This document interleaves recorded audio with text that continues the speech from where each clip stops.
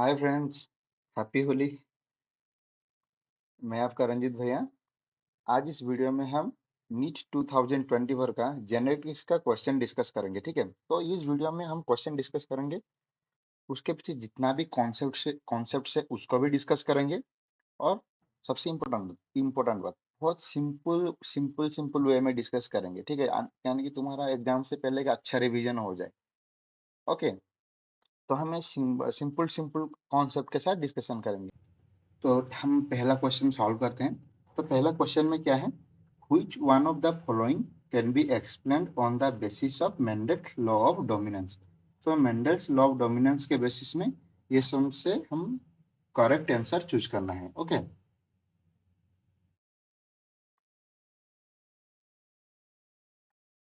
हमें correct answer choose करना है। ठीक है, तो law of principle of inheritance में दो लॉ है, एक हो गया लॉ ऑफ डोमिनेंस और एक हो गया लॉ ऑफ सेग्रीगेशन। तो ये क्वेश्चन लॉ ऑफ डोमिनेंस है। तो पहला ये ऑप्शन है, हम पढ़ते हैं क्या है।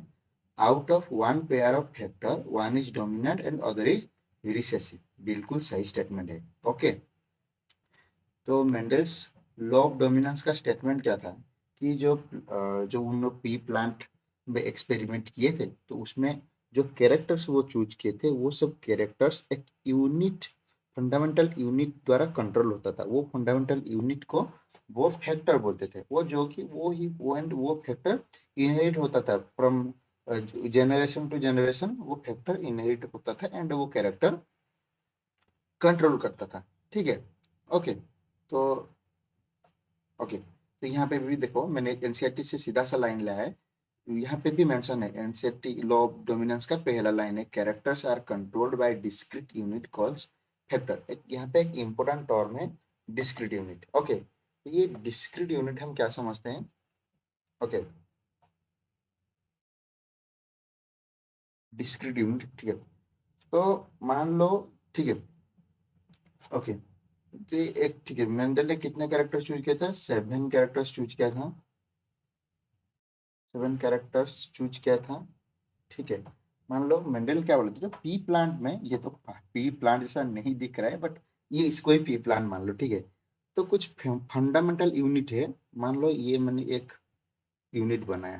ठीक है, ये यूनिट क्या करता था ना, कैरेक्टर्स हमारे जो सीड शेप को कंट्रोल करता था, शेप को कंट्रोल करता था। और एक मैंने फैक्टर बनाया, ये एक फैक्टर बनाया, ये क्या करता था, हाइट को कंट्रोल करता था। ओके, तो सबसे इम्पोर्टेंट पार्ट ये है कि वो दोनों डिस्क्रीट थे। मतलब जो ये फैक्टर हो गया और ये हाइट का फैक्टर हो गया, इनके बीच में आपस में कुछ कनेक्शन ही नहीं था। एंड और एक बात ना, सीड शेप, जो तुम्हारा हाइट हो गया, प्लांट हाइट को कंट्रोल करता था, ना तुम्हारा प्लांट हाइट वाला फैक्टर सीड शेप को कंट्रोल, ये आपस में डिस्क्रीट थे। ठीक है, यही उनका मेन पॉइंट था कि वो फैक्टर, एक फैक्टर, जो फैक्टर है फंडामेंटल यूनिट, वो कैरेक्टर्स को कंट्रोल करते थे एंड वो डिस्क्रीट थे। ओके, मतलब वो इंडिपेंडेंट थे। ओके, ठीक है।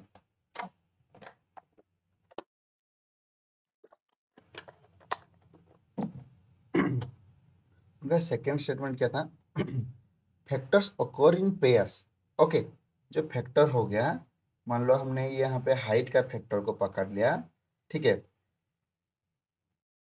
हाइट का फैक्टर को हमने टी से डिनोट किया। ओके, तो वो क्या बोले कि हाइट का फैक्टर को हमने टी से डिनोट किया। वो कैपिटल टी भी हो सकता है, स्मॉल टी भी हो सकता है। Capital T according to Mendel ये था तुम्हारा factor for tall and this is the factor for dwarf height.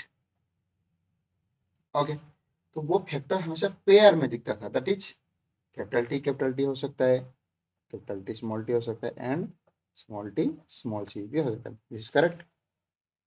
Statement 3 उनका क्या था, in a dissimilar pair of factors one member of the pairs dominant and the other recessive।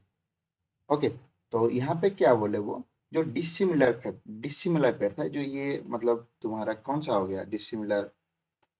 Okay, dissimilar dissimilar pair कौन सा हो गया, जिसको हम heterozygous बोलते हैं। ठीक है, ये दोनों small T capital T homozygous है, ये capital T small T heterozygous है वो क्या है, जो डिसिमिलर पेयर, उसमें एक होगा डोमिनेंट, जो यहाँ पे कैपिटल टी था वो हुआ डोमिनेंट जो टॉल हाइट है, एंड स्मॉल टी हुआ ड्वार्फ, वो तुम्हारा क्यों रिसेसिव कैरेक्टर है। तो ये था मेंडल का स्टेटमेंट जिसको मैंने एक्सप्लेन किया। इसको पी प्लांट मत समझना, ठीक है, ये एकदम मतलब पी प्लांट जैसा नहीं दिख रहा है, बाकी मान लो कि ये पी प्लांट है। ओके, तो ये था मेंडल का स्टेटमेंट, ठीक है। तो ऑप्शन ए में पूरा तीनों के तीनों स्टेटमेंट को ही रिप्रेजेंट किया। Out of one pair of factor one is dominant and other is recessive. हाँ, यहाँ पे तुम एक क्वेश्चन मुझे पूछ सकते हो कि सर कैपिटल टी तो एक पेयर है। ओके, कैपिटल टी तो एक पेयर है, कैपिटल टी एक पेयर है, कैपिटल टी तुम्हारा स्मॉल टी एक पेयर है, और स्मॉल टी भी पेयर है, ठीक है। बट कैपिटल में तो दोनों ही डोमिनेंट है, स्मॉल टी में दोनों ही रिसेसिव है, तो ये स्टेटमेंट कैसे ठीक हुआ? ओके, ये तो सिर्फ हेटेरोजाइगस की केस में सही है। तो यहाँ पे अगर हम स्टेटमेंट को सही से पढ़ेंगे, यहाँ पे ऑलवेज करके ऐसे कुछ मेंशन नहीं है, ऐसे कुछ मेंशन नहीं है, ऑलवेज करके कुछ मेंशन नहीं है। अगर ये ऑलवेज कर कुछ मेंशन होता, out of one pair of factor one is dominant and other is recessive, always ऐसे कुछ करके मेंशन होता तो ये स्टेटमेंट गलत होता।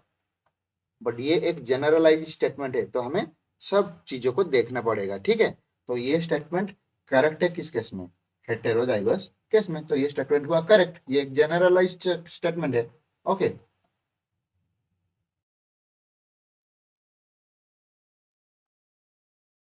ठीक है, नेक्स्ट ऑप्शन हम पढ़ते हैं। ओके, हाँ, सबसे इम्पोर्टेंट चीज जो मेंडल इज, ये इम्पोर्टेंट चीज याद रखना है। Mendel is a very smart scientist ना, उसको उनको उस टाइम में जीन के बारे में ना डीएनए के बारे में कुछ कॉन्सेप्ट पता नहीं था, फिर भी वो बोल दिए थे कि फैक्टर्स पेयर में दिखते हैं। It's very smart scientist. Okay, और यही फैक्टर आगे चल के क्या हुआ, मतलब यही फैक्टर को आगे चल के लोगों ने क्या बोले, जीन बोले ना, ठीक है। Okay, next option B, allele does not show any expression and both the characters appears as such in F2 generation। ये स्टेटमेंट गलत है। क्या बोला है? alleles do not show any expression and both the characters appear as such in F2 generation। ये गलत statement है। क्यों गलत स्टेटमेंट है? देखो, मेंडल ने मोनोहाइब्रिड क्रॉस में क्या किया कि तुम्हारा जो कैपिटल टी प्लांट हो गया या फिर स्मॉल टी प्लांट हो गया, उनको क्रॉस किए। जो F1 में जो प्लांट आया था वो क्या कैपिटल टी स्मॉल टी था, और उसमें फिनोटाइप दिखा था क्या? टॉल फिनोटाइप दिखा था। टॉल फिनोटाइप, जो टॉल फिनोटाइप था वो कैपिटल टी एलील का फिनोटाइप था, जो कि डोमिनेंट था। ओके, ये कैपिटल टी, तो कैपिटल टी एलील का फिनोटाइप मतलब कैपिटल टी एक्सप्रेस हुआ। लेकिन वो हमारे यहाँ स्टेटमेंट में क्या बोला है, ये स्टेटमेंट में क्या बोला है कि एलिल सब F2 जनरेशन में एक्सप्रेस करते हैं। तो ये स्टेटमेंट गलत हुआ। देखो, मुझे फॉर श्योर पता है कि A option A is correct, option is B is correct. अगर मेरे पास समय कम है तो मैं क्या करूंगा, ए और बी मैंने मुझे पता चल गया, मैं देखा कि बी गलत है, तो बी जिस जिस में होगा वो ऑप्शन गलत हो जाएगा। तो बी किस में है? बी है 1 2 3। ओके, ए वन में है गलत, टू में है गलत, थ्री में गलत, तो ऑप्शन फोर हो गया करेक्ट। तो मैं कितना इजीली क्वेश्चन सॉल्व हो गया। ओके, ठीक है। फिर भी अगर तुम्हारे पास टाइम है थोड़ा थोड़ा कंफर्म करने के लिए बाकी ऑप्शन पढ़ लो, ठीक है। अगर तुम 100% श्योर हो कि बी गलत है तो तुम ये ट्रिक्स अपना सकते हो, और जब तुम 100% श्योर हो कि हाँ ऑप्शन बी मेरा रॉन्ग है, मैं 100% श्योर, नहीं तो बाकी क्या कर लेना, अपनी मतलब कंफर्मेशन के लिए सी टी ई पढ़ लेना। लेकिन टाइम कम है तो तुम ये सब चीजें मतलब ऐसे शॉर्टकट्स तुम कर सकते हो, ठीक है। ओके, तो फिर हाँ सही। और एक चीज जो एलिल से, ये एलिल हो गया, फैक्टर, कैरेक्टर, ये सब थोड़ा कंफ्यूजिंग स्टेटमेंट रहता है। लेकिन अगर मैं इसके बारे में एक डिटेल्स में वीडियो लेके आऊंगा कि एलिल्स क्या है, एलिल्स का फॉर्मेशन कैसे हुआ, how through out the evolution, mutation कैसे हेल्प किया एलिल्स बनने में, ये सब मैं डिटेल्स में लाऊंगा। बिलीव मी, वो वीडियो देखने के बाद आपको एलिल्स, फैक्टर्स, कैरेक्टर, ये सब के ऊपर बिल्कुल भी कंफ्यूजन नहीं रहेगा। ये क्वेश्चन में हम क्वेश्चन के हिसाब से जितना भी कॉन्सेप्ट है वही बोल रहे हैं, ठीक है। तो ओके, इट्स फाइन, ठीक है। ये क्वेश्चन में तो पूरा सब कुछ डिस्कस करना पॉसिबल ही नहीं है, तो एक क्वेश्चन में पीछे जितना भी कॉन्सेप्ट है उसको हम डिस्कस करेंगे। Okay, okay, then option C पढ़ लेते हैं, factors occurs in pair in normal diploid plant, ये ऑप्शन डिप्लॉयड प्लांट्स, ओके ये भी सही है। ये तो वही मेंडल लॉ ऑफ डोमिनेंस हमने अभी डिस्कस करके ही आया। ऑप्शन डी क्या है, this discrete unit controlling a particular character is called factor, ये तो स्टेटमेंट वन ही है। ओके ये भी करेक्ट है। The expression of only one of the parental character found in the monohybrid cross, वही तो बोला जी F1 में हमारा जो कैपिटल टी स्मॉल टी आया था, जो हमारा टॉल का फिनोटाइप क्या था, सॉरी हाँ टॉल फिनोटाइप किस एलील का था, कैपिटल टी का था, तो मतलब कैपिटल टी स्मॉल टी के ऊपर डोमिनेट किया और टॉल कैरेक्टर दिखाया। ठीक है, टॉल कैरेक्टर दिखाया, तो ओनली वन एलील का ही F1 में ओनली क्या बोलते हैं, only one of the parental character, yes, जो तुम्हारा पेरेंटल कैरेक्टर, जो तुम्हारा एक ही दो पेरेंट थे, एक था टॉल प्लांट और एक था ड्वार्फ प्लांट, तो हमें F1 में टॉल प्लांट दिखे तो सिर्फ एक ही पेरेंट का कैरेक्टर एक्सप्रेस होता है, बिल्कुल सही स्टेटमेंट है। तो ये ऑप्शन 4 हो गया तुम्हारा करेक्ट आंसर। ठीक है, और ओके, तो अभी हम नेक्स्ट स्टेटमेंट में स्विच करते हैं। ठीक है, सॉरी नेक्स्ट क्वेश्चन में स्विच करते हैं। ठीक है, यस, एलील कैरेक्टर फैक्टर, अगर इसके ऊपर डिटेल्स में कॉन्सेप्ट चाहिए तो मुझे बोलना, मैं इसके ऊपर भी एक वीडियो लेके आऊंगा, एक फुल वीडियो लेके आऊंगा। ठीक है, अभी हम नेक्स्ट क्वेश्चन करते हैं। ओके,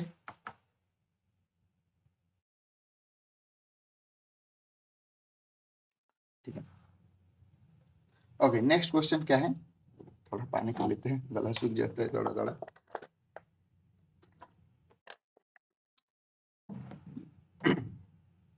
ओके, तो इन ए plant black seed color is dominant over white seed color. In order to find out the genotype of the black seed plant, which one of the following genotype will you cross it? तो क्या पूछा है, एक black seed colour plant है, okay, जिसका genotype capital B हो सकता है और कैपिटल बी स्मॉल बी, वो मेंशन नहीं किया है कि इन दोनों में से क्या है। ठीक है, इन दोनों में से एग्जैक्टली कौन सा जीनोटाइप है वो मेंशन नहीं किया, और हाँ, ये बोला है कि ब्लैक सीड कलर क्या है, डोमिनेंट है। ओके, तो रिसेसिव कौन सा है, व्हाइट सीड कलर, जिसका जीनोटाइप मेंशन किया है कि स्मॉल बी है। ठीक है, white seed colour, okay. Next, तो पूछा क्या है, अगर हमें ब्लैक सीड प्लांट का जीनोटाइप जानना है, दैट इज ये होमोजाइगस डोमिनेंट है या फिर हेटेरोजाइगस डोमिनेंट है, तो उस अगर हमें जानना है तो हमें ब्लैक सीड प्लांट के साथ किसको, कौन सा प्लांट को क्रॉस करना पड़ेगा, कौन से जीनोटाइप वाले प्लांट को क्रॉस करना पड़ेगा। ओके, ये हमें पूछा है।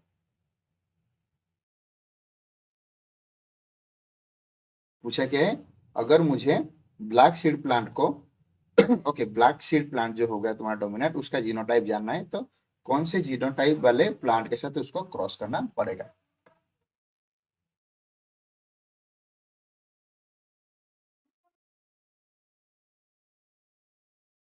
ओके, ये कभी कभी मतलब थोड़ा टेक्निकल इश्यूज होते हैं। ओके फाइन, ठीक है, तो अभी हम डिस्कस करेंगे। हाँ, तो अभी हम इन दो इम्पोर्टेंट चीज नोटिस करेंगे। तो यहाँ पे क्या पूछा है कि हमें एक चीज देखना है कि यहाँ पे क्या दे।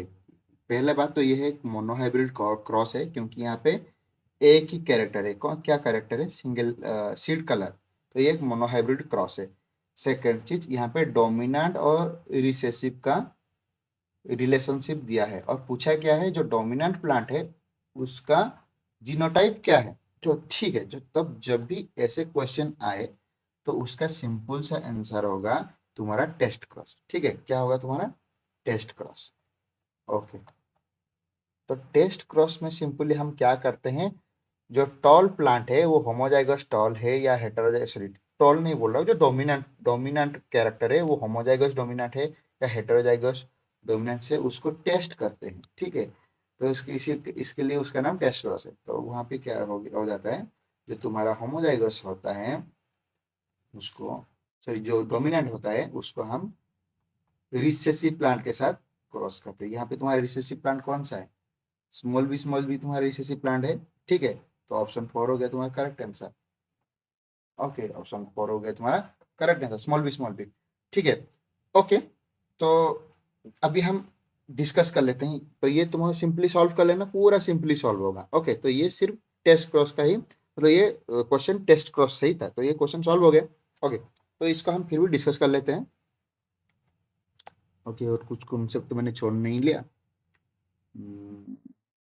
ओके भाई, ठीक है। तो इसका हम कॉन्सेप्ट कॉन्सेप्ट बताए थे। ठीक है, मैंने ऑलरेडी पॉइंट स्क्वायर बना के रखा है, नहीं तो बहुत टाइम जाएगा। ठीक है, तो मान लो, तो तुम्हारा क्या है कि मान लो क्या है कि तुम्हारा, ओके, यस,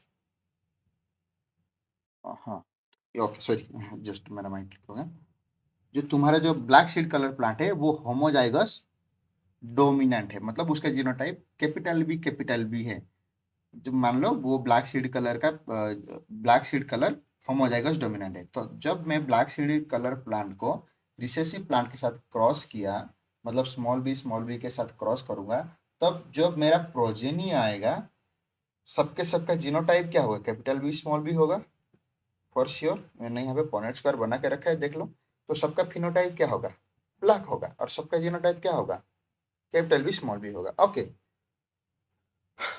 नेक्स्ट क्या है?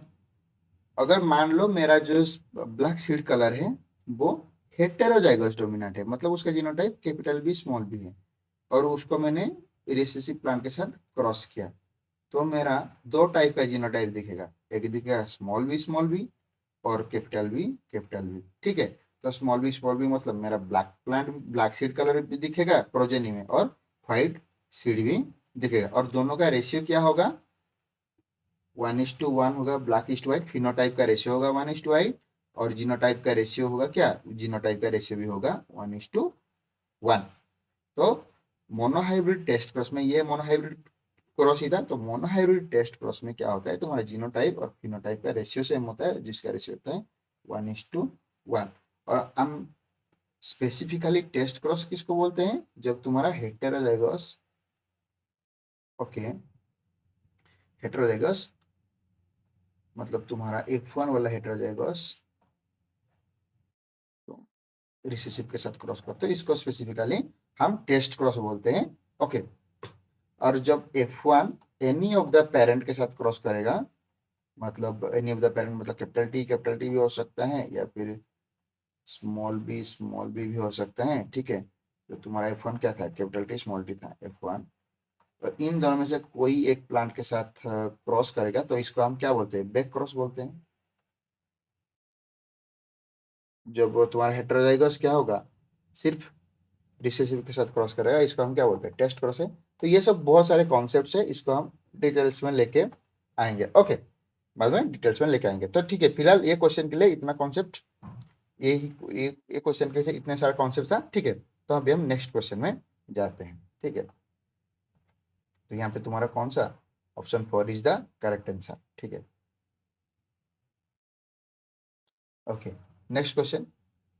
Okay, a pink flower snapdragon plant was crossed with a red flower snapdragon plant.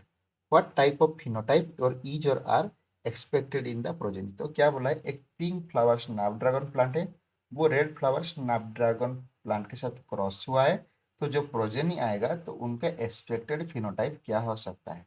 Okay, तो हाँ, ये क्वेश्चन सॉल्व करने के लिए हमें कुछ कॉन्सेप्ट जानना है कि जो तुम्हारा स्नैपड्रैगन प्लांट है वो कौन सा पैटर्न ऑफ इनहेरिटेंस फॉलो करता है। ठीक है, ये करता है तुम्हारा इनकम्प्लीट डोमिनेंस फॉलो करता है। ओके, तो मैं हमें ये चीज़ याद रखना है। तो इनकम्प्लीट डोमिनेंस हो गया, कोडोमिनेंस हो गया, ये सब का हमें कुछ कुछ एग्जाम्पल्स याद रखना है। ठीक है, तो फिलहाल स्नैपड्रैगन तुम्हारा इनकम्प्लीट डोमिनेंस को फॉलो करता है। ओके, तो तो स्नैपड्रैगन प्लांट में क्या होता है? जो तुम्हारा रेड प्लांट होता है, ओके, रेड, जब वो व्हाइट प्लांट के साथ क्रॉस करता है, तो F1 प्रोजेनी में हेटेरोजाइगस आता है, तो वो कौन सा कलर देता है? पिंक कलर देता है, क्योंकि यहाँ पे ये इनकम्प्लीट डोमिनेंस इसका नाम इसीलिए है क्योंकि ये this is not completely dominant over the white character. Okay, इसीलिए वो इनकम्प्लीट डोमिनेंट है। ये कंप्लीट डोमिनेंट नहीं है, कंप्लीट डोमिनेंट होता तो पूरा रेड आता। ठीक है, ओके, तो यहाँ पे क्या बोला है कि हमारा रेड प्लांट अभी पिंक प्लांट के साथ क्रॉस करेगा। ओके, ये तुम्हारा पिंक हो गया, कैपिटल आर स्मॉल आर। तो हमारा एक्सपेक्टेड फिनोटाइप क्या हो सकता है, तो अभी हम इसमें पॉनेट स्क्वायर कुछ रेशियो नहीं पूछा है, तो पॉनेट स्क्वायर बनाने का कुछ भी जरूरत नहीं है, हम सिंपली देख सकते हैं। ओके, तो यहाँ से कौन सा गेमेट आएगा, मैं भी ध्यान से रखना, मैं टाइप में लिख रहा हूँ, नंबर में नहीं। एक ही टाइप का गेमेट आएगा, कैपिटल आर। और यहाँ से कितने टाइप का गेमेट आएगा, दो टाइप का, कैपिटल आर भी आएगा और स्मॉल आर भी आएगा, दो टाइप का गेमेट आएगा। तो हमारा एक्सपेक्टेड फिनोटाइप क्या हो सकता है, जो प्रोजेनी ऑस्ट्रेलियन के बीच में, तो कैपिटल आर भी आ सकता है, मतलब रेड आ सकता है, और कैपिटल आर स्मॉल आर भी आ सकता है, तो मतलब पिंक भी आ सकता है। तो रेड और पिंक दोनों आ सकता है। तो हमें अभी ऑप्शन पढ़ते हैं, ओनली पिंक फ्लावर प्लांट, ये गलत। Red pink as well as white flower plant, ये भी गलत। ओनली रेड फ्लावर प्लांट, गलत। Red flower as well as pink flower plant, yes, option 4 is the correct answer. ठीक है,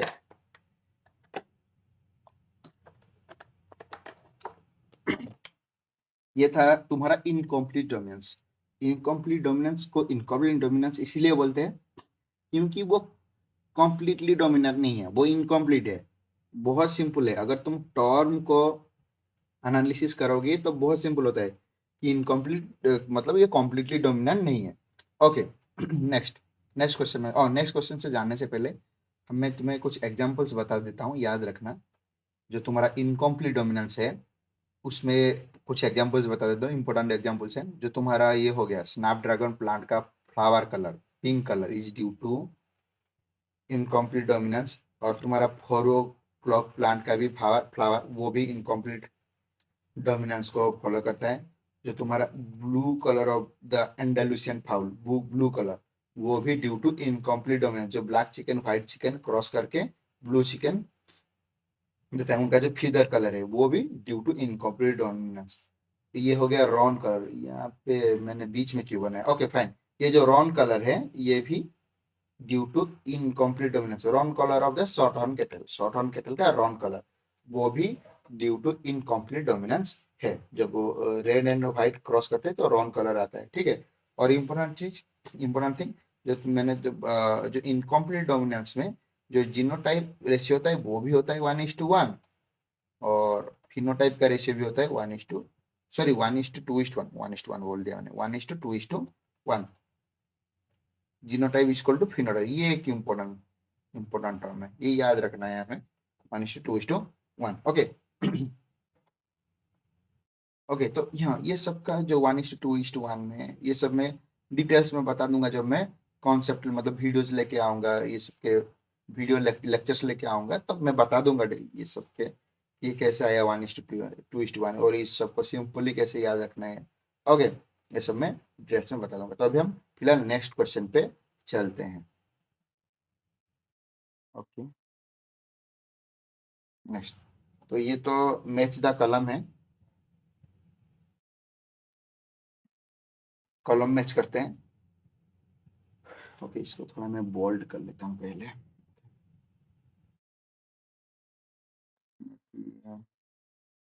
ये थोड़ा,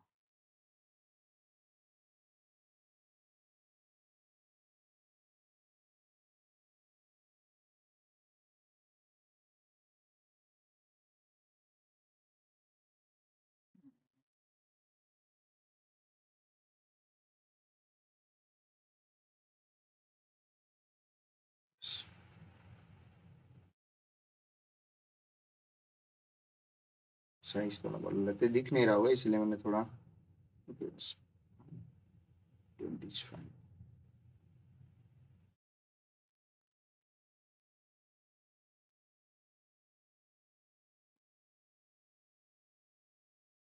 ओके फाइन, ठीक है, सही दिख रहा है, ये वाला दिख रहा है, और ये फिर और थोड़ा साइज बढ़ा लूँ, नहीं ठीक है, आई थिंक दिख रहा होगा। ओके फाइन, ओके, तो अभी हम कॉलम मैच करते हैं। Okay,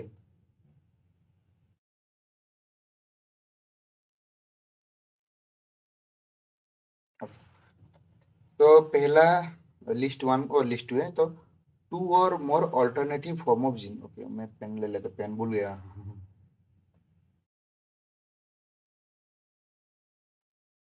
alternative form of gene क्या है? Gene sorry alternative form of gene क्या है? एलील है। ठीक है, अल्टरनेटिव फॉर्म ऑफ जीन क्या है? एलील है। ठीक है, A to 3 the cross of F1 progeny with homozygous recessive plant. F1 progeny का होमोजाइगस रिसेसिव, अभी मैंने बता के आया, वो क्या होगा? F1 प्रोजेनी जब रिसेसिव प्लांट के साथ क्रॉस करेगा वो होगा टेस्ट क्रॉस। मेंडल कंफ्यूजन थे जो तुम्हारा F1 और F2 में टॉल आ रहा था, वो होमोजाइगस टॉल है या हेटेरोजाइगस टॉल है, उनको पता नहीं था, तो इसीलिए वो टेस्ट क्रॉस कहते हैं, रिसेसिव प्लांट के साथ क्रॉस करके। Okay, next, cross of F1 progeny with any of the parents. ये क्या मैंने अभी बोल के एक बैक क्रॉस का कॉन्सेप्ट बोल के है, वो बैक क्रॉस होगा।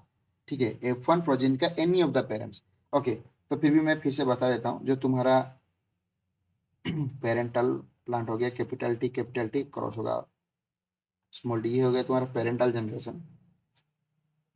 अभी क्या होगा जब क्रॉस करते हैं तो F1 में क्या आएगा? कैपिटल टी स्मॉल टी आएगा। ओके, जो तुम्हारा टॉल फिनोटाइप हुआ था। ओके, तो अभी क्या बोला है, हम फिर से बैक करेंगे। बैक करके अगर हम जेनरेशन बैक करेंगे तो कहाँ पे जाएंगे? पेरेंटल जेनरेशन में जाएंगे। अगर मैं बैक करके पेरेंटल जेनरेशन में कोई एक पेरेंट के साथ क्रॉस किया, मतलब कोई पेरेंटल प्लांट का जीनोटाइप के साथ क्रॉस किया, तो वो उसको मैं कौन सा क्रॉस बोलूंगा? बैक क्रॉस बोलूंगा। बहुत simple, genetics is very simple, क्योंकि उनके नाम में ही उनका मतलब डिटेल्स छुपा होता है। बैक क्रॉस मतलब मैं बैक कर रहा हूँ, F1 से पीछे बैक कर रहा हूँ। बैक करके क्या आएगा? पेरेंटल जेनरेशन ही आएगा।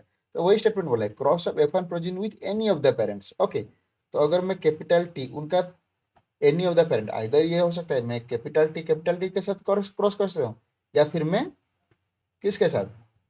स्मॉल टी के साथ, कैपिटल टी और स्मॉल टी के साथ मैं क्रॉस कर सकता हूँ। ठीक है, ये हो गया तुम्हारा back cross. Any of the parent, back करके मैं एनी ऑफ द पेरेंट के साथ क्रॉस कर रहा हूँ, तो ये हो गया तुम्हारा बैक क्रॉस। और टेस्ट क्रॉस क्या है? जब तुम्हारा F1 प्रोजेनी किसके साथ क्रॉस कर रहा है? स्मॉल टी मतलब रिसेसिव के साथ जब क्रॉस कर रहा है, वो हो गया तुम्हारा टेस्ट क्रॉस। ओके, ठीक है।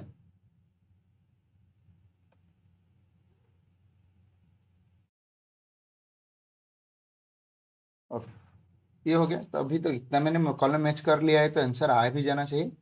A3I बी हो गया तुम्हारा IV। ओके, VIV ना, हाँ VIV। सी हो गया तुम्हारा आई, सी हो गया आई, D2I। ओके, ये ऑप्शन सी हो गया करेक्ट। फिर भी हम पढ़ लेते हैं, देखो ये यहाँ पे इतना इजी था कि ए का सॉल्व करते ही हो जाता है। ए का अगर मुझे 3 पता है तो बाकी मुझे ऑप्शन पढ़ना भी नहीं पड़ता। ए का 3 है, क्योंकि ए, ए का 3 ए के ऑप्शन है, ऑप्शन सी में, तो ये बहुत जल्दी सॉल्व हो जाता है। ठीक है, अगर मैं एलिमिनेशन मेथड अप्लाई करूँ तो हमेशा एग्जाम में टाइम बचाने के लिए एलिमिनेशन मेथड भी अप्लाई करना चाहिए, अगर जब जब तुम 100% श्योर हो कि हाँ this and this is correct. Okay, ठीक है, फिर भी हाँ ऑप्शन डी हम पढ़ लेते हैं। ठीक है, क्या है? Number of chromosome sets in A plant. Number of chromosome set in A plant, chromosome set की मतलब ये क्या होता है? Number of sets in A plant, sorry number of chromosome chromosome sets in A plant.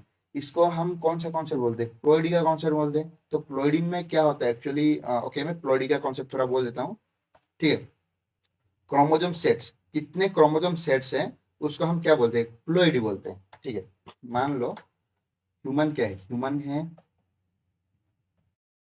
Diploid. हम हम diploid क्यों हैं? क्यों? हमारे पास दो सेट ऑफ क्रोमोजोम है। कैसे? हमारे पास 46 क्रोमोजोम है, तुम्हारा 22 हो गया ऑटोजोम, और 2 हो गया सेक्स क्रोमोजोम, XY, और 22 तुम्हारा ऑटोजोम हो गया। ठीक है, ओके, 22, यस 22 पेयर बोल रहा हूँ, मतलब 22 इंटू क्या, और तो 22 पेयर हो गया तुम्हारा ऑटोजोम हो गया, और 1 पेयर हो गया तुम्हारा सेक्स क्रोमोजोम, पेयर बोल रहा हूँ। ओके, तो हम डिप्लॉयड क्यों हैं? क्योंकि हमारे पास, ओके, जो 1 2 अप टू अभी तुम्हारा 22,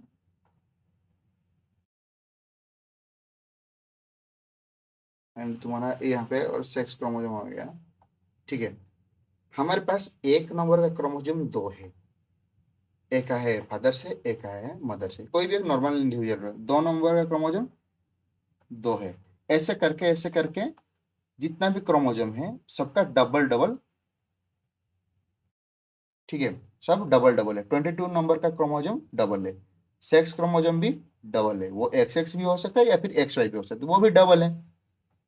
एक्स एक्स मान लो या फिर और तुम्हारा एक्स वाई मान लो, वो भी सेक्स क्रोमोजोम डबल है। मतलब हर क्रोमोजोम डबल है, 1 नंबर क्रोमोजोम 2 नंबर, ऐसे ही करके सब।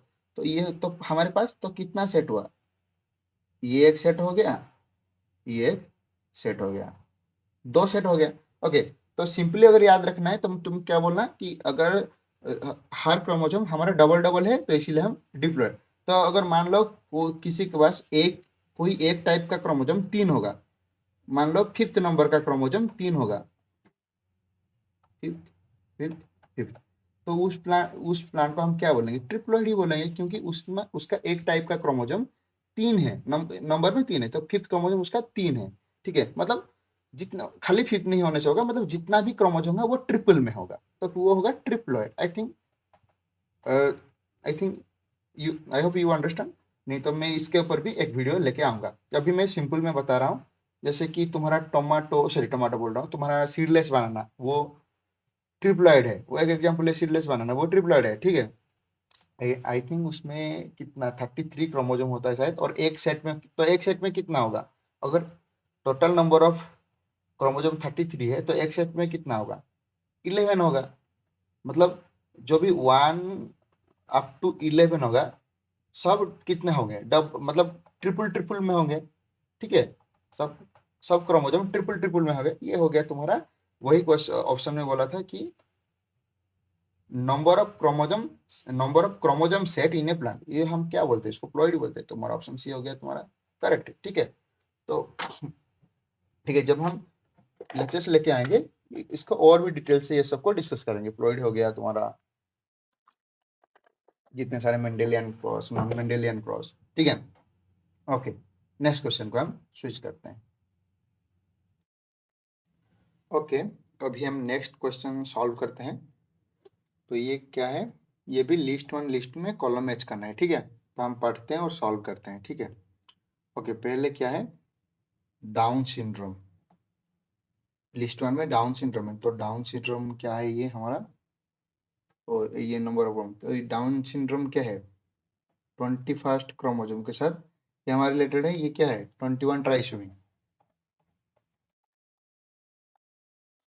ओके, पहले हम कॉलम मैच कर लेते हैं, तो फिर ये सब जितना भी सिंड्रोम है, और जितना भी सिंड्रोम है, जेनेटिक डिजॉर्डर है, हम सबका कॉन्सेप्ट कॉन्सेप्ट भी डिस्कस कर लेंगे। ठीक है, तो अल्फा थैलासेमिया ये कितने नंबर के कॉलम के साथ रिलेटेड है, लिस्ट में कौन सा है अल्फा थैलेसीमिया, ये 16th क्रोमोसोम पे है। ये 16th क्रोमोसोम पे तुम्हारा, ये 16th क्रोमोसोम पे तुम्हारा अल्फा ग्लोबिन जीन में mutation, due to alpha globin gene mutation के लिए ये है। बीटा थैलेसीमिया तुम्हारा 11th नंबर क्रोमोसोम, वो भी क्या, mutation in beta globin gene. Okay, mutation. Okay, Klinefelter syndrome ये तुम्हारा एक्स क्रोमोसोम, ये एक मेल सिंड्रोम है जहाँ पे तुम्हारा मेल में एक एक्स क्रोमोसोम ज़्यादा होगा, तुम्हारा एक्स एक्स वाई होगा, और नॉर्मली कितना तुम्हारा 44 ऑटोजोम होता है, 44 प्लस एक्स एक्स वाई होगा। ठीक है, तो ऑप्शन देख लेते हैं, ए में क्या है, ए में 3i है। Okay, C is correct answer, C is the correct answer, A में 3, A is 3i, B is IV, yes. B is your IV, okay. C is I, yes. D is 2I, okay, fine. तो option C is the correct answer. तो ठीक है, तो ये हो गया तुम्हारा आंसर। तो अभी हम ये सब जो सिंड्रोम हो गया, जो जेनेटिक डिसऑर्डर हो गया, इसके बारे में हम जो इम्पोर्टेंट कॉन्सेप्ट है उसको डिस्कस कर लेते हैं। ठीक है, जो जो इम्पोर्टेंट, जो एग्जाम में आने का ज़्यादा चांसेस है उसको डिस्कस कर लेते हैं। ओके, तो पहले क्या डाउन सिंड्रोम के बारे में हम डिस्कस कर लेते हैं। ठीक है, अगर मतलब आप लोगों को कॉन्सेप्ट मतलब याद है तो आप मतलब अभी वीडियो स्किप कर सकते हैं। अगर रिवाइज करना चाहते हैं मेरे साथ तो रिवाइज कर लीजिए एक बार, अच्छा रहेगा। एग्जाम टाइम में ये रिवीजन हो जाएगा। ठीक है, तो हम रिवाइज कर लेते हैं। तो डाउन सिंड्रोम के पीछे में क्या क्या कॉन्सेप्ट है हम डिस्कस कर लेते हैं। ठीक है, तो ये जो तुम्हारा डाउन सिंड्रोम है, ये पहला बात ये है कि ये क्रोमोजोमल डिसऑर्डर है। ओके, ये क्रोमोजोमल डिसऑर्डर ये तो अच्छा, डिसऑर्डर दो टाइप का होता है तुम्हारा। एक हो गया क्रोमोजोमल डिसऑर्डर हो गया, तुम्हारा जेनेटिक डिसऑर्डर भी हो गया, जेनेटिक और मेंडेलियन डिसऑर्डर हो गया। ओके, तो क्रोमोजोमल डिसऑर्डर क्या होता है, जिसमें जिस डिसऑर्डर में तुम्हारा नंबर ऑफ क्रोमोजोम चेंजेस होता है, इधर क्रोमोजोम नंबर लेस होगा या फिर ज्यादा होगा। और जेनेटिक और मेंडेलियन डिसऑर्डर जिसको बोलते हैं, उसमें क्या होता है, तुम्हारा जीन में म्यूटेशन होता है। वहाँ पे क्रोमोजोम का नंबर चेंज नहीं होता है, जीन में म्यूटेशन होता है। यहाँ पे नंबर ऑफ क्रोमोजोम के साथ नंबर ऑफ क्रोमोजोम में चेंज होता है। तो ठीक है, तो डाउन सिंड्रोम क्या है तुम्हारा, क्या है, एक क्रोमोजोमल डिसऑर्डर है। ठीक है, ओके, तो ये डाउन सिंड्रोम तुम्हारा जो 21th क्रोमोजोम है, ये ऑटोजोमल डिसऑर्डर है। तो 21th क्रोमोजोम क्या होता है, जो जिस इंडिविजुअल को डाउन सिंड्रोम होता है, तो उसमें 21 नंबर का क्रोमोजोम क्या होता है, एक्स्ट्रा होता है। नॉर्मली कितना होना चाहिए, दो होना चाहिए, एक फादर से, एक होना चाहिए कि सेम मदर से। ओके, नॉर्मली दो होना चाहिए,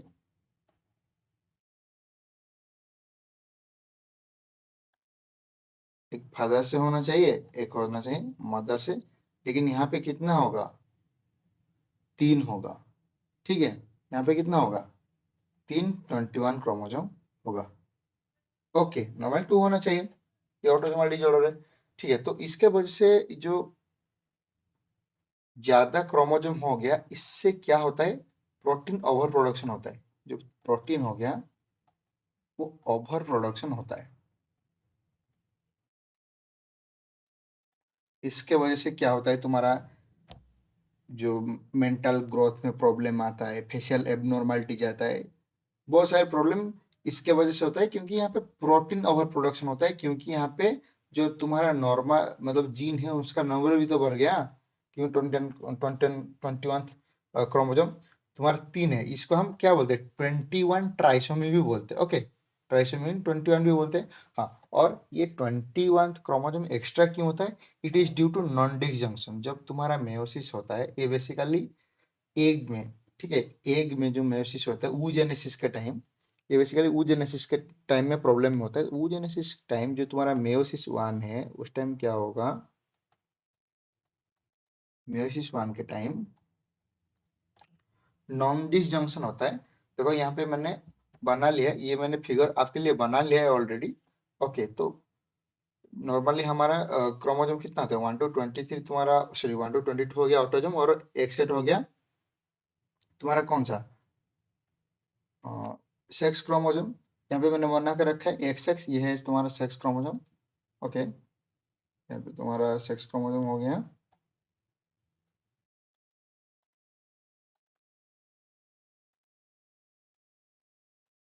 एक्स एक्स सेक्स क्रोमोजोम हो गया।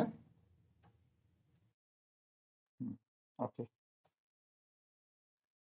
जो मेयोसिस वन है, ड्यू टू सम रीजन की तुम्हारा प्रॉपर स्पिंडल फॉर्मेशन नहीं हुआ है, फिर या फिर दोनों क्रोमोजोम के बीच में प्रॉपर कोहेशन नहीं हुआ, इसीलिए क्या होता है, एक सेल में 21 क्रोमोजोम डबल आ जाता है, और एक सेल में 21 क्रोमोजोम एम्प्टी रह जाता है। तो इसके वजह से क्या होता है, जो एग फॉर्मेशन होता है, तो कुछ एग ऐसे बनता है जिसमें 21 क्रोमोजोम बिल्कुल भी नहीं है। ठीक है, ओके, और कुछ एग ऐसे बनता है जिसमें 21 क्रोमोजोम डबल है। ठीक है, ओके, तो ये वाला जो एग जब जाके स्पर्म के साथ फर्टिलाइज करेगा, तो इसमें होना चाहिए कितना, मतलब सॉरी, इसमें दो 21 क्रोमोजोम ऑलरेडी है, और एक के सॉरी स्पर्म के साथ और एक 21 क्रोमोजोम आएगा, और टोटल जो इंडिविजुअल होगा उसमें तीन 21 क्रोमोजोम हो जाएगा। ये किसके वजह से होता है, डाउन सिंड्रोम जो होता है, due to non disjunction of 21 chromosome. उसका कैरियोटाइप क्या है, तो इसको हम कैरियोटाइप क्या लिख सकते हैं, 47 क्रोमोजोम है, और फीमेल के लिए होगा XX, और जो क्रोमोजोम एक्स्ट्रा है वो है 21। ठीक है, ये है उसका कैरियोटाइप। ओके, कैरियोटाइप क्या है? जो हम इंडिविजुअल, जो कोई एक इंडिविजुअल है उसका अगर हम कंप्लीट सेट ऑफ क्रोमोजोम को रिप्रेजेंट कर रहे हैं उसको हम बोलते हैं कैरियोटाइप। ओके, जब हम एक इंडिविजुअल का कंप्लीट सेट ऑफ क्रोमोजोम को डिनोट करते हैं और रिप्रेजेंट करते हैं उसको हम कैरियोटाइप बोलते हैं।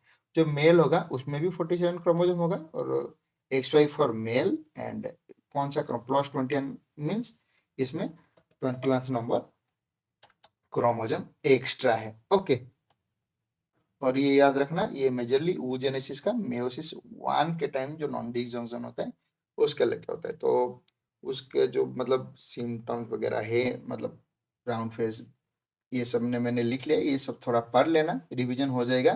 तो नेक्स्ट हम चलते हैं Klinefelter syndrome, Klinefelter syndrome. ये भी एक तुम्हारा हो गया क्रोमोजोमल डिसऑर्डर हो गया, जहाँ पे क्या होता है तुम्हारा एबनॉर्मल, इधर तुम्हारे यहाँ पे क्या होगा, ये एक मेल रिलेटेड डिसऑर्डर है। ओके, यहाँ पे जो मेल है उसके बाद एक एक्स्ट्रा एक्स क्रोमोजोम होगा, एक्स्ट्रा एक्स क्रोमोजोम होता है। ठीक है,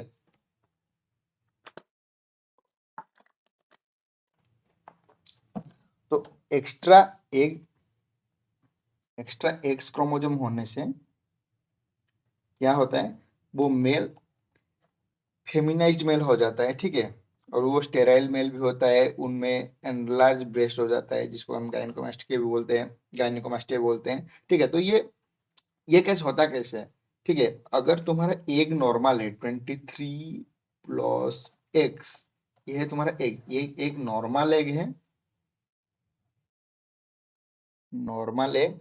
अगर एक नॉर्मल एग एक abnormal sperm 23 abnormal sperm, abnormal sperm means तुम्हारा जो सेक्स क्रोमोसोम है वो प्रॉपरली डिसजंक्शन नहीं हुआ है, मतलब तुम्हारे यहाँ पे नॉन नॉन डिसजंक्शन हुआ है, और दो एक्स क्रोमोसोम एक स्पर्म में, सॉरी, दो सेक्स क्रोमोसोम एक गैमेट में आ गया है, स्पर्म में आ गया है। ठीक है, तो 23+XY, तो यहाँ पे तुम्हारा क्या होगा, 46+XXY हो गया। ओके, सॉरी 43 बोल रहा हूँ, 22 यहाँ पे, सॉरी 22+X, यहाँ पे 22+X, sorry it's my mistake, ये हो गया 43, सॉरी 44+XY, टोटल कितना हो गया 47XXY। ओके, और एक केस में भी हो सकता है, अगर तुम्हारा स्पर्म नॉर्मल है और एग एबनॉर्मल है, मान लो तुम्हारा एग एबनॉर्मल है, मतलब 22+XX, सेक्स क्रोमोसोम का यहाँ पे डिसजंक्शन नहीं हुआ। ठीक है, non disjunction due to non disjunction of sex chromosome, ये है एबनॉर्मल एग। इसके साथ अगर तुम्हारा जगह नहीं बचा, ओके ओके, इसके साथ अगर नॉर्मल एग का क्रॉस, नॉर्मल स्पर्म का क्रॉस, सॉरी एबनॉर्मल एग के साथ हाँ, नॉर्मल स्पर्म प्लस वाई। ठीक है, तो ये क्या होगा तुम्हारा,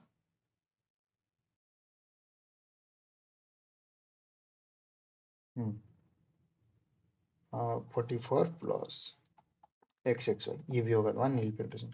अच्छा, और एक इम्पोर्टेंट चीज मैंने बताना भूल गया, तुम लोग ये मुझे पूछ सकते हो, जो ये एबनॉर्मल एग हुआ, मतलब जिसमें इसमें तो 21 क्रोमोसोम, मैं डाउन सिंड्रोम को पे मतलब मैं डाउन सिंड्रोम के बारे में भी थोड़ा बोल रहा हूँ, एक चीज बताना भूल गया। जो ये एबनॉर्मल एग होगा, ठीक है, एबनॉर्मल एग होगा, तो मान लो ये वाला एग जाके फर्टिलाइज किया।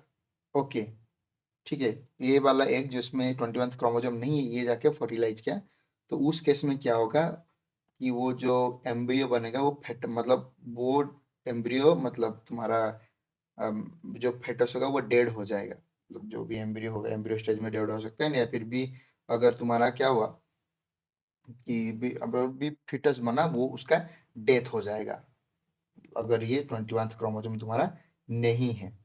तो एक ही इंपॉर्टेंट चीज याद रखना, ये तो तुम्हारा डाउन सिंड्रोम होगा अगर 21 क्रोमोसोम एक्स्ट्रा है, अगर नहीं है तो जो भी तुम्हारा एम्ब्रियो बनेगा उसका डेथ हो जाएगा। ओके, नेक्स्ट हम चलते हैं किसको, हाँ, नीली फिल्टर सिंड्रोम को। तो ये हो गया, ठीक है, यहाँ पे तुम्हारा क्या हो गया, तो स्टेराइल मेल हो गया। This is the Klinefelter syndrome. मैंने इम्पोर्टेंट कॉन्सेप्ट बता दिया। ओके, नेक्स्ट हम चलते हैं हमारा थैलासेमिया केस में। यस, थैलासेमिया केस क्या है, ये एक मेंडेलियन और जीन रिलेटेड डिसऑर्डर है। ओके, इसमें क्या होता है, यहाँ पे नंबर ऑफ क्रोमोसोम चेंज नहीं होता है। मीन्स मान लो ह्यूमन में कितना क्रोमोसोम होता है, 46। 46 नंबर, इसमें कोई चेंज नहीं होगा, लेकिन जो होगा क्रोमोसोम में जो जीन है, ओके, उसमें कुछ म्यूटेशन होगा, उसके वजह से जेनेटिक डिसऑर्डर होता है। यहाँ पे क्रोमोसोम नंबर में कुछ चेंज नहीं होगा, ठीक है। तो हमारा थैलासेमिया को हम एक्सप्लेन करते हैं। ओके, जो यहाँ पे मैं दो थैलासेमिया के बारे में बोल रहा हूँ, अल्फा थैलासेमिया, बीटा डेल्टा थैलासेमिया में होता है, ठीक है। मैं अल्फा और बीटा थैलासेमिया के बारे में डिस्कस कर रहा हूँ। जो तुम्हारा थैलासेमिया है, थैलासेमिया क्या है, तुम्हारा एक ब्लड रिलेटेड डिसऑर्डर है, जहाँ पे क्या produce sufficient functional, okay, body is an inability। हमारा जो बॉडी है, thalassaemia is inherited blood disorder characterized by body's inability to produce sufficient functional. तो क्या हो, थैलेसेमिया में क्या होता है ना, body sufficient functional haemoglobin produce नहीं कर पाता है। तो क्यों नहीं कर पाता है, हम वो देखते हैं, ठीक है। तो थैलेसेमिया में एक्चुअली होता क्या है, ओके। तो बॉडी में ये चीज आता है ना, बॉडी में सफिशिएंट फंक्शनल हीमोग्लोबिन प्रोड्यूस नहीं हो पाता है, जिसके लिए एनीमिया कंडीशन एराइज होता है। ओके, तो क्या होता है, हीमोग्लोबिन क्या है, हीमोग्लोबिन एक टेट्रामेरिक प्रोटीन है, ठीक है। हीमोग्लोबिन एक क्या है, टेट्रामेरिक प्रोटीन है। इसमें 4 पॉलीपेप्टाइड चेन मिलके हीमोग्लोबिन बनाता है, जो जिसमें 2 अल्फा पॉलीपेप्टाइड चेन होता है, 2 बीटा पॉलीपेप्टाइड चेन होता है। ये हो गया, मैंने एडल्ट हीमोग्लोबिन के बारे में बात करा, एडल्ट हीमोग्लोबिन के बारे में मैं बात कर रहा हूँ। तो इसको हम haemoglobin H B A B ऐसे बोलते हैं। हीमोग्लोबिन का बहुत सारे टाइप होता है, जैसे कि तुम्हारा फेटस में और एम्ब्रियो में एक अलग टाइप का हीमोग्लोबिन दिखता है, जिसमें अभी मैं फीटस का बात करूँ, फीटस में तुम्हारा ये हो गया तुम्हारा adult haemoglobin alpha two beta to में बोल सकता हूँ उसको, ठीक है, वैसे बोल सकता हूँ अल्फा टू बीटा टू ही है। ओके, फीटस का भी हीमोग्लोबिन अलग है, वहां पे होता है अल्फा टू गामा टू। यहाँ पे 2 अल्फा चेन होता है, 2 गामा चेन होता है। तो ये मतलब सोचिए यहाँ पे गामा चेन क्यों होता है, क्योंकि ये जो फेटस वाला हीमोग्लोबिन है, ओके, तो ये जो भी फूड फूड हो गया तुम्हारा, जितना भी न्यूट्रिएंट्स हो गया, किसके पास कलेक्ट है, मदर ब्लड से कलेक्ट करता है। तो ये जो हीमोग्लोबिन हो गया H B F foetus haemoglobin, okay, वो वेरी एफिशिएंट होता है, वेरी एफिशिएंट इन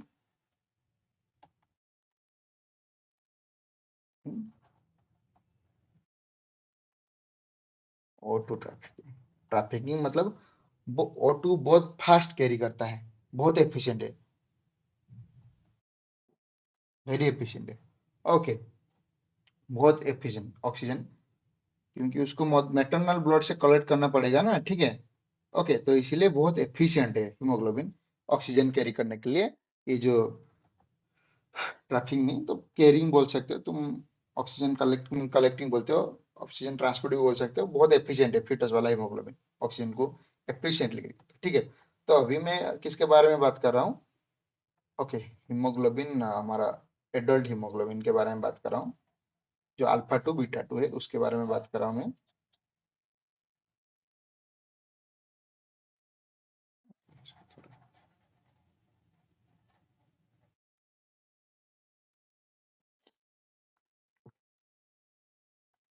जो ये तुम्हारा अल्फा, ये तो तुम्हारा क्या हो गया, हीमोग्लोबिन हो गई अल्फा टू बीटा टू, ये हो गया तुम्हारा हीमोग्लोबिन एडल्ट। ओके, तो ये जो अल्फा चेन है, इसको कौन रेगुलेट करता है, 16th नंबर क्रोमोसोम।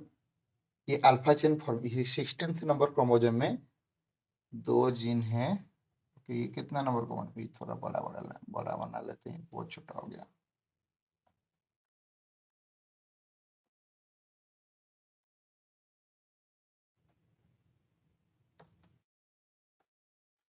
जो 16th नंबर क्रोमोजोम है, क्रोमोजोम नंबर 16, वो कंट्रोल करता है, ठीक है, अल्फा चेन फॉर्मेशन को, ठीक है। ओके, यहाँ पे दो जीन है, एक हो गया HB haemoglobin alpha 2, haemoglobin alpha 1, okay, same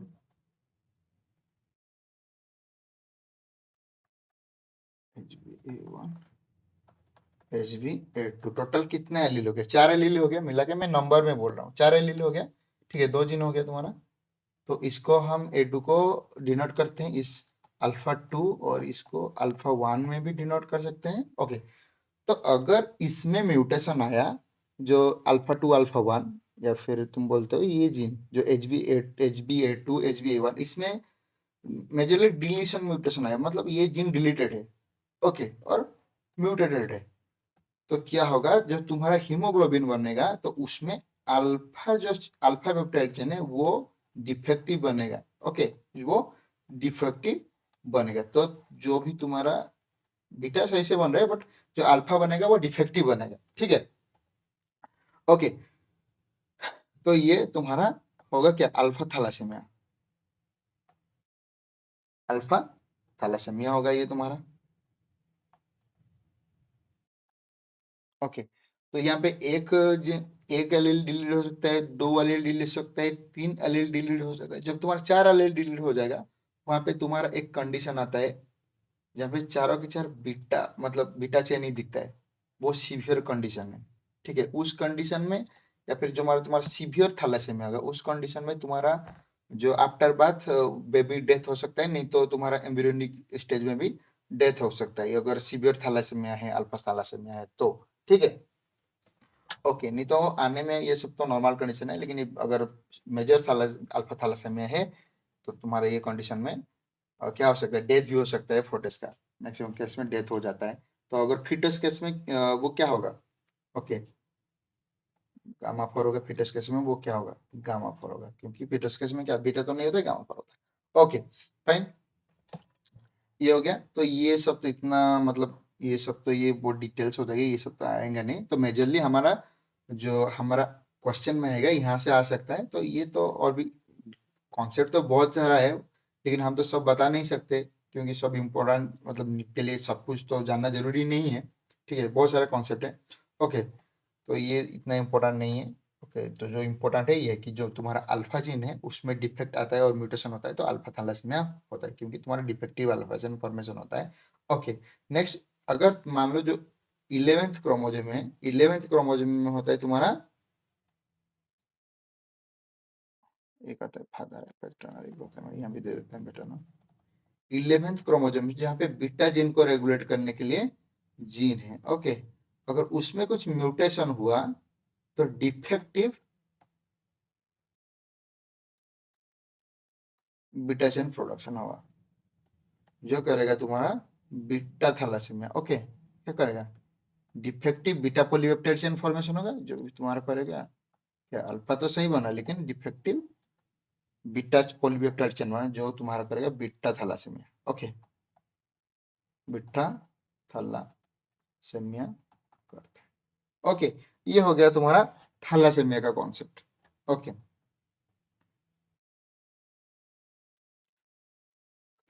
fine,